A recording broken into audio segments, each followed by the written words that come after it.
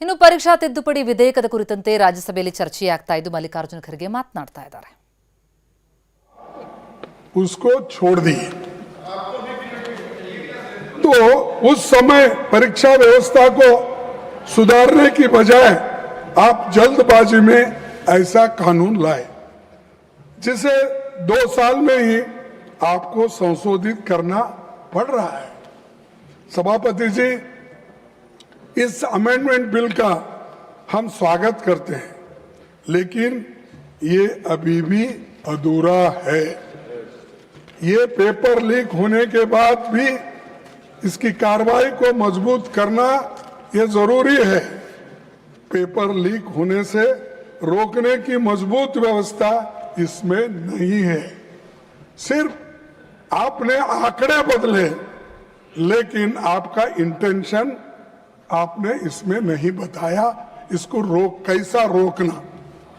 इसीलिए मैं ये कहूंगा कि ये सब जो माहौल आज चल रहा है, इस माहौल को ठंडा करने के लिए और जो आज हमारे विद्यार्थी युवा जो सड़क पे आए हैं, उनको ठंडा करने के लिए ये बिल लाया गया है. ये है सो समस्या को सुलझाने के लिए नहीं. सभापति जी, पिछले 2 महीने की घटनाओं ने देश को झकझोर दिया है. देश भर के छात्रों और नौजवानों ने परीक्षा व्यवस्था की नाकामियों के खिलाफ आवाज उठाई. विपक्ष ने उनकी आवाज सड़क से लेकर संसद तक उठाई. बढ़ते जनदबाव के आगे सरकार को घुटने टेकने पड़े. मैं देश के छात्रों, नौजवानों को मुबारकबाद देता हूं. उनका संघर्ष रंग लाया और सरकार को झुकना पड़ा और प्रधानमंत्री को, प्रधान को हटाना पड़ा. और इसीलिए ये युवाओं की ताकत है. और जब युवाओं की ताकत देखने के बाद हमारे सरकार को भी ये मालूम हुआ, अरे इससे ज्यादा अगर हम कुछ खींचतान करेंगे तो धागा टूट जाएगा और हमारी कुर्सी चले जाएगी. इसीलिए डर के आखिरी में उन्होंने युवाओं का जो डिमांड था उसको माना. लेकिन उसमें यह है, उसके पीछे है कि उनकी कुर्सी बचाने के लिए भी ये काम उन्होंने की, ना कि विद्यार्थियों के समस्या को समझाने के लिए, सुलझाने के लिए नहीं की. कुर्सी कैसा बचाना. और इतना एजिटेशन हो रहे हैं सब कुछ. और हमारे जितेंद्र सिंह साहब भी इसको सुलझाने के लिए सड़क पर आना पड़ा. उनको भी कहना पड़ा कि नहीं नहीं ये अच्छा नहीं, वो ये, क्योंकि उनको बैठे बैठे कमेंट्री कर रहे हैं.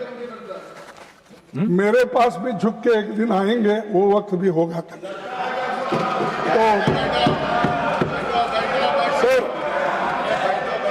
प्रधानमंत्री जी, गिरिराज जी प्लीज सर, तो वो समझाने की भी कोशिश करे, आए सब बोले, लेकिन डर इसका था उनको. वो जो सत्याग्रह या वो जो एजिटेशन था राहुल जी ने उस दिन किया, वो एकदम डर गए और डर के बोले कि ये ठीक, इसको आगे बढ़ाना ठीक नहीं है.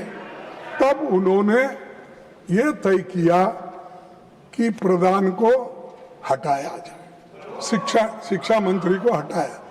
तब ये एक उनका अंदरूनी विचार है.